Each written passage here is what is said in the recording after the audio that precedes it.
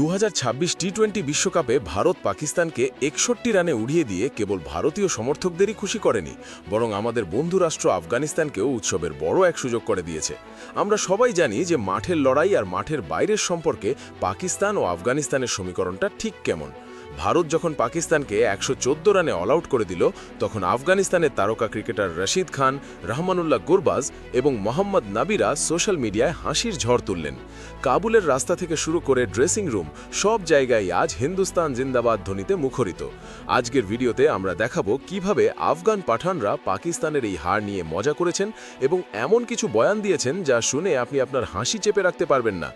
আফগানিস্তানের অধিনায়ক এবং আমাদের সবার প্রিয় রশিদ খান ভারতের জয়ের পর এক চমৎকার টুইট করেছেন।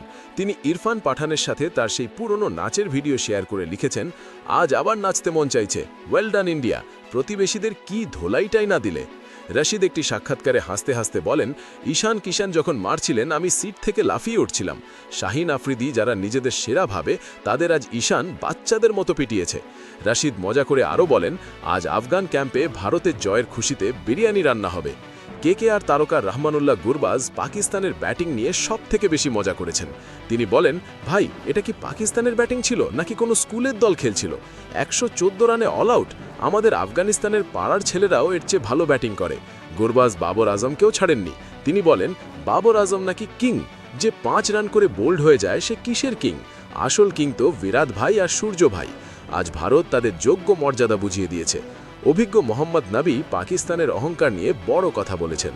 তিনি বলেন, পাকিস্তান দল খুব বেশি অহংকারী হয়ে গিয়েছিল। তারা বলছিল ভারতকে 150 রানে আটকে দেবে, কিন্তু ক্রিকেট খেলা হয় ব্যাট দিয়ে, মুখ দিয়ে নয়। নবী আরও বলেন, পাকিস্তান সবসময় কুদরতি নিজাম বা প্রকৃতির নিয়মের কথা বলে। আজ প্রকৃতিও তাদের সাথ ছেড়ে দিয়েছে। ভারত যখন জিতছে তখন আমরা কাবুলে বসে ড্রাই ফ্রুটস খেয়ে উৎসব পালন করছি। ভারতের জয় মানেই আমাদের জয়। তরুণ স্পিনার নূর আহম্মদ পাকিস্তানের ব্যাটিং ধস দেখে রীতিমতো বিস্মিত। তিনি বলেন, আমি আমার জীবনে এমন আত্মসমর্পণ দেখিনি। বুমরা ভাইয়ের ভয়েই বোধহয় পাকিস্তানি ব্যাটাররা প্যাভিলিয়নে ফিরে যেতে তাড়াতাড়ি করছিল। ঈশান কিষান যে ছক্কাগুলো মেরেছেন তা নূর আহম্মদের ব্যক্তিগত প্রিয় বলেও তিনি জানান।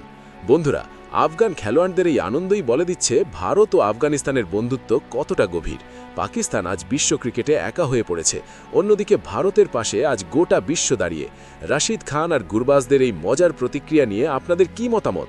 আপনাদের কি মনে হয় রশিদ খান বা গুরবাজদের মতো আফগান খেলোয়াড়রা আসল বন্ধু? নিচে কমেন্ট বক্সে অবশ্যই জানান। কমেন্টে IND ভার্সেস AFG ফ্রেন্ডশিপ লিখতে ভুলবেন না।